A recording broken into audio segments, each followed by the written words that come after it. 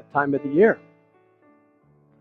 For those of us who like to garden or are trying to learn how to like the garden, it's time to start breaking soil, breaking ground, looking at the health of the soil itself in preparation for the garden that is to come.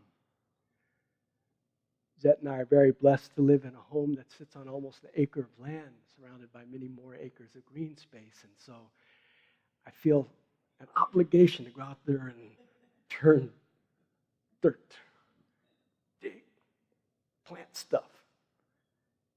And over the years, 13 years we've been living in this house, every year about this time I go dig up a few more square feet. I'm not a very ambitious gardener.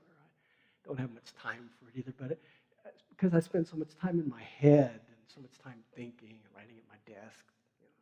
I try to get out in nature and get down into the dirt periodically and be humbled by how much I don't know and how much grows without any of my conscious attention. But okay, it's time to go cultivate some more land. And when I do, I'll take the big shovel and spade and I'll break some dirt and then I'll break it up a little more and then add some compost or some organic matter and then put in some seeds. And then it comes time to add some water. And in my yard, that takes some doing because it's kind of a big yard and the hose, gotta get all the way out to where the new land is, But breaking the soil and planting the seeds and adding the fertilizer and the compost doesn't mean anything if you don't add the water. The seed can't grow without water. And it's not very hard when I'm pushing that for the thing to get all tangled up or to get a kink in it. And then it doesn't matter how much water pressure I got. It doesn't matter how long the hose is. It doesn't matter how good my intentions are. If there's a kink in the hose, there's no water coming through, and I can't water my garden. I use that as an analogy for the concept of cultivating love through gratitude.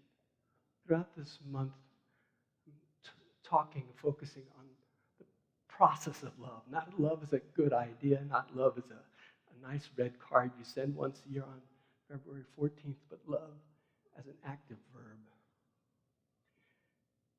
And today I'd like to focus on the possibility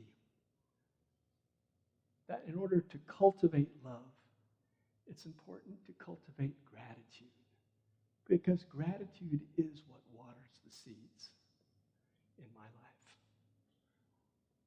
Gratitude is that part of acknowledging what is as gift. And some of the gifts are real easy to embrace. They're joyful, they're beautiful, they're friendly, they're loving, they're abundant. Some things not so much. And it's important to embrace what is, whether it's a pain in the back or a new job or the stuff you're trying to clean out of a friend's house, with as much gratitude as possible, no different from the abundance, the hugs, the smiles, the kisses, because they come from the self-same well of life, God, goodness. I don't think it's any accident at all that in the four books of the Gospel in the New Testament, there are many different miraculous stories about Jesus' teaching, and each of the Gospels have different versions of the stories. But there's only one story of miracle that appears in all four Gospels. Well, the resurrection, that's another subject. But the one story that appears in Matthew, Mark, Luke, and John is the story of the loaves and the fishes. The numbers vary slightly. In one book, it's 4,000 people fed by 7 loaves and a few fishes. In another book, it's 5,000 people fed by 5 loaves and 2 fishes. But the concept's the same. It's a big, overwhelming, hard, difficult situation and not many resources at hand. A big problem, not much to help me with it. And what did Jesus do? The central point of this story for me is he asked for, well, what do we have on hand to feed these thousands of people that need to be fed? And the answer came 4 loaves or 7 loaves or 5 loaves and a whole lot of people. And what did he do? He took it and gave thanks for the 4 loaves. He didn't worry about how much there was to do or there weren't enough. No, he took it and gave thanks. And after giving thanks, then he started breaking it and handing it out to his committee, who handed it out according to the policies and procedures manual of some sort, I'm sure.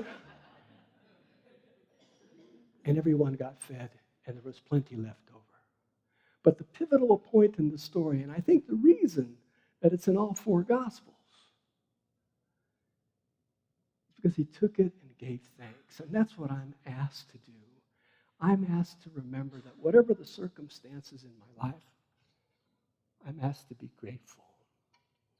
You say, well, Rudi, that's all well and good for Jesus. I mean, he's Jesus. It's special. But how do I learn how to be grateful for the sore back? For that boss who won't get off of my sore back? For the kids who won't, or the medical situation, or the blah, blah, blah. We all have a reason not to be grateful and to be in pain and suffering and contraction. We all have a reason.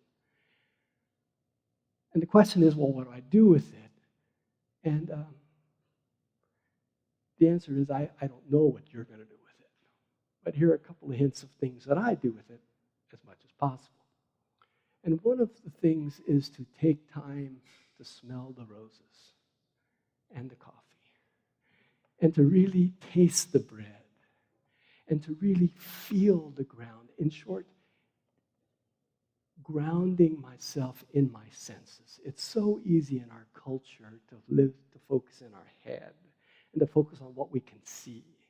We're real big on reading and thinking and analyzing by what we can see. If I can see it, I'll believe it. That's what our culture says. But really, if you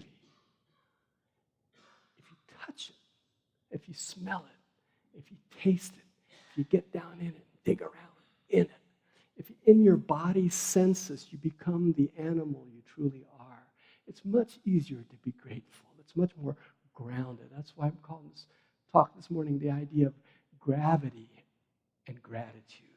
That it can ground you and get you back here. Not tomorrow where there's not nearly enough to feed the crowd with what little I got, where there's not really enough resources at work, but to stay right here, grounded in gratitude in my body senses. I talk about the sore back. I've talked about it several times this morning already because I have a sore back. And it's just a little thing, but it's been bugging me for a couple of weeks. And I go to the chiropractor and it's a little better, but then it comes back. It's not because I'm 62. And it's not because I don't have as much core strength as I could. Maybe it is, but mostly for me, when I feel it, I try to remember, instead of feeling limited or angry or sad or scared, to then say, ooh, but I've got fingers to feel it with, and my fingers work great.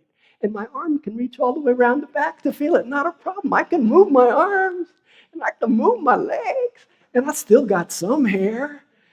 If I get in my body, many things in my body are working perfectly fine. L5 got a little pinch there, but that's just one, That's the concept. Get grounded in the body senses, out of the head, into the body. Stop and smell the roses, taste the coffee, hug your child. Hug your child. That's talking to myself, my 15-year-old boy. I got to hug my child. The second thing that I try to remember to do is to contemplate my death. In this culture, we don't like to look at death. It's something that happens over there in hospitals and nursing homes, and when somebody dies, we let the undertaker embalm it or burn it, and then something happens to the body, but I don't ever see it. Death is over there. Since time out of mind, people knew where their dinner came from because they killed it and cleaned it and cooked it and ate it. They didn't just go to the drive-thru and get it out of a bag and then stick it in their mouth.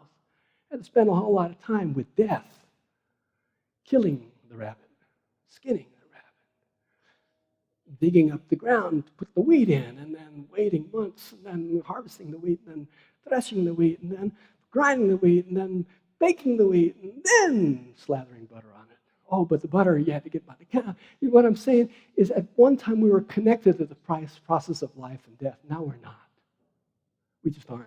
Because we're too busy with life, focusing on what's going to happen tomorrow and making more and climbing the great American ladder of success and more stuff. Yeah. Instead of remembering, I'm going to die. And so on a regular basis, actually daily, pretty much daily, I begin my morning with the 4 directions we start here. And that includes facing the south. Oh, yay, the south. The direction of the blessing, the east, new direction, new, yay, the north, challenge, but also the west, the direction of death.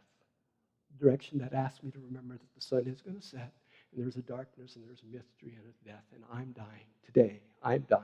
I'm one step closer to my death than I was yesterday. That's not good or bad, it just is.